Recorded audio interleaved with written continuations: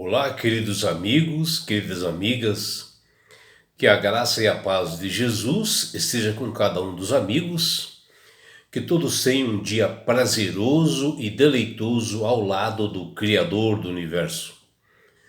Vamos estudar a lição e hoje, sábado 4 de novembro, inicia-se uma nova lição, que é de número 6, que ela tem como título Motivação e Preparo para a Missão. A lição de hoje está baseada no livro de Lucas, capítulo 24, versículo 44, e também de Filipenses, capítulo 1, versículos 15 até 18. E o que nós vemos aqui na lição de hoje é que a primeira motivação de um cristão que ele sente ao evangelizar é dele levar pessoas à salvação. E o amor que ele recebeu de Jesus um dia, ele deve passar para as demais pessoas. Aquele que o tirou das trevas para a sua maravilhosa luz, deve ser o ponto principal, a gratidão que você deve ter a esse Jesus que um dia te tirou realmente do fundo do poço. E aquela experiência que você teve, né, como cristão, de ser salvo, né, por Jesus, é aquilo que nos impele a amá-lo cada vez mais, é a gratidão que nós sentimos e que todos nós devemos sentir, um interesse, uma vontade de nós passarmos o Evangelho para outras pessoas e de nós mostrarmos esse Salvador para que essas pessoas sintam o prazer também e a oportunidade de estar no reino dos céus. Não existe assim uma fórmula assim definida para nós evangelizarmos. O que as pessoas precisam ouvir é que Cristo morreu na cruz do Calvário por toda a humanidade para salvar do pecado, da morte, né? Da morte eterna. E que os nossos pecados, eles separam de Deus. E que após aceitarem a Jesus como Salvador e Senhor de suas vidas, as pessoas voltam a ter um relacionamento com o Criador e Mantenedor do Universo, porque Ele ama a todas as pessoas e quer que todos se salvem. E quando uma pessoa aceita Cristo como seu Salvador, ela sente o desejo de falar desse amor para as demais pessoas. Deseja que Cristo seja glorificado e mostra como Deus deve ser adorado em espírito e em verdade, e começa a participar dos evangelismos e de missões. O maior testemunho que nós damos às outras pessoas é a forma que nós vivemos o Evangelho. E Pedro fala lá na sua primeira carta, no capítulo 3, versículos de 1 a 2. Porque uma vida transformada, né, pelo poder de Jesus, ela não passa despercebida por ninguém. Onde as pessoas que estão em sua volta veem a sua transformação, as suas atitudes, que elas são diferentes.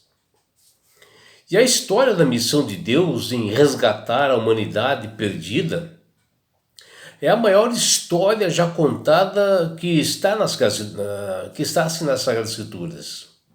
E começa desde lá o Antigo Testamento, após a queda de Adão e Eva, e continua ao longo do período patriarcal e passando pela história do povo de Israel e terminando ali em Apocalipse. E por isso que o escritor da lição desta semana, ele coloca o verso para memorizar, que está lá em Lucas capítulo 24, versículo 44, onde fala de dois momentos da história da salvação, onde uma série de eventos deveriam acontecer com Jesus para que ele cumprisse as Sagradas Escrituras ao ele morrer na cruz do Calvário. E o verso para memorizar nos diz: isso são palavras do próprio Jesus, quando ele esteve com os seus discípulos. Ele diz, São estas palavras que eu lhes falei, estando ainda com vocês. Era necessário que se cumprisse tudo que está escrito a respeito de mim na lei de Moisés, nos profetas e nos salmos, né? E o que a gente vê aqui na lição é que Jesus, após ele morrer na cruz do Calvário e ressuscitar, é quando ele aparece para seus discípulos e ele fala esta mensagem que está lá em Lucas 24, versículo 44. E Jesus explica aos seus discípulos, seus seguidores naquele momento, o porquê ele teria que ter morrido, porque eles estavam assim confusos e duvidosos após a morte de Jesus. E o apóstolo Lucas menciona que Cristo apareceu aos discípulos após a sua ressurreição 2 vezes. Primeiro ele apareceu para 2 discípulos que estavam a caminho de Emaús, e depois aos demais discípulos.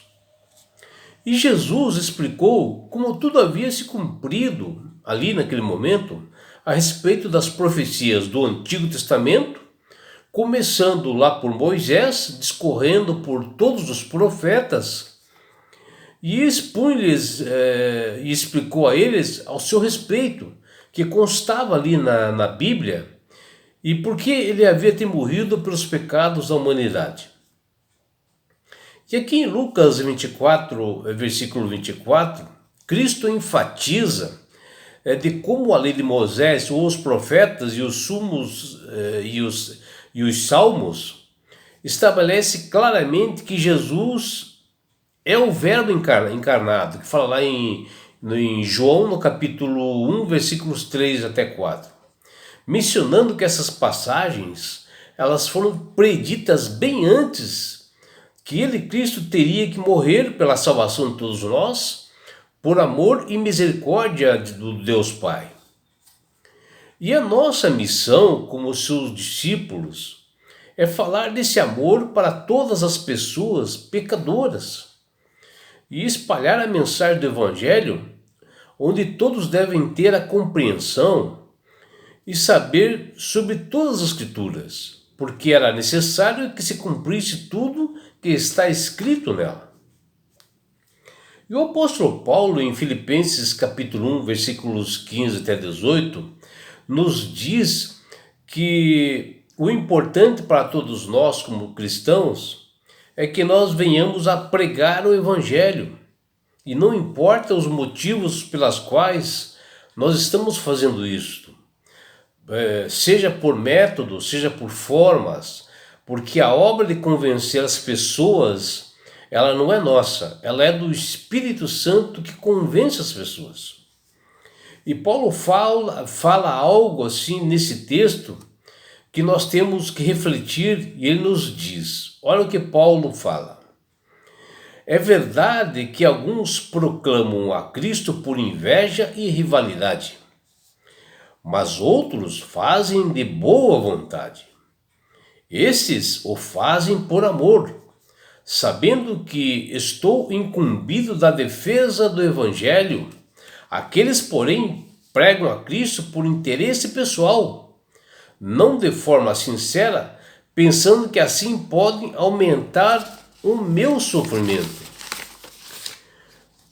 Na prisão, né, onde Paulo estava. Mas que importa?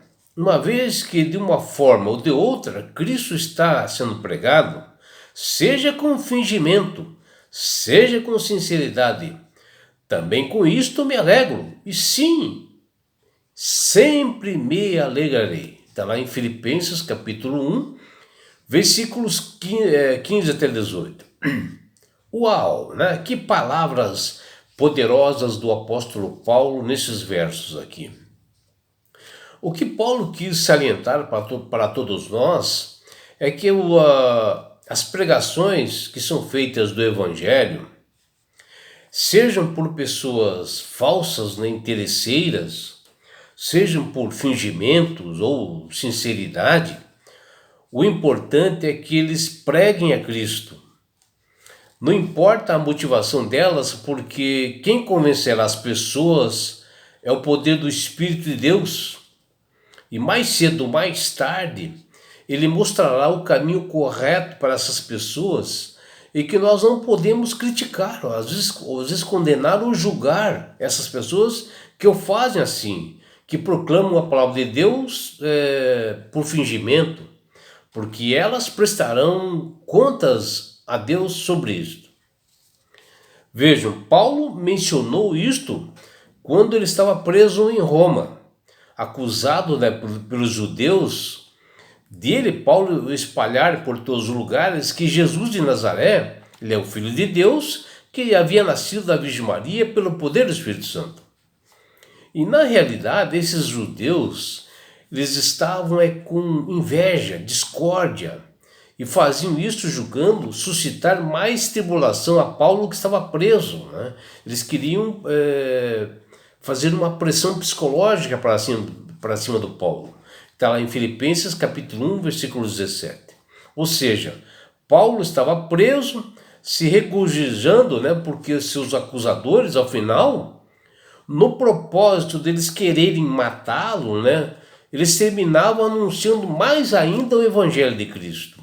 Ao mencionarem, né, os motivos, né, aos juízes, aos magistrados, promotores e autoridades romanas, que até particularmente procuravam saber mais sobre Jesus, porque o problema que eles colocavam era Jesus, né, que eles estavam pregando falsamente, que eles não aceitavam ele como Salvador e nem o Filho de Deus.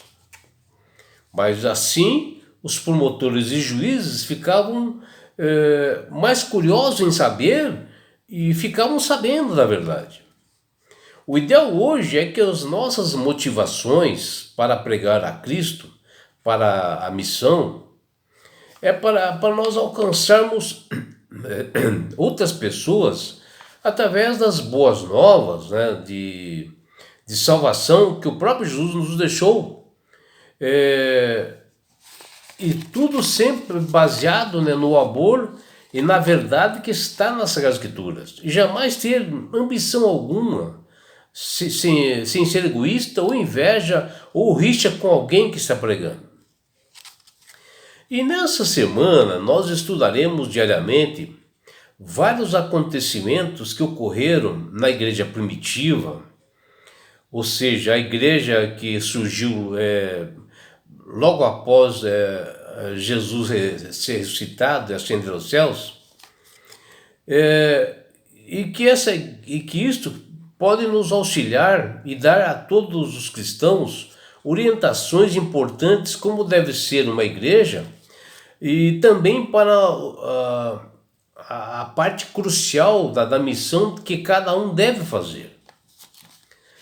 Nós veremos também em estudos diários durante essa semana a importância de nós compartilharmos as boas novas de Cristo e nós observarmos que os primeiros seguidores de Jesus, eles ficaram surpresos, eles não acreditaram quando ouviram falar que Jesus havia ressuscitado.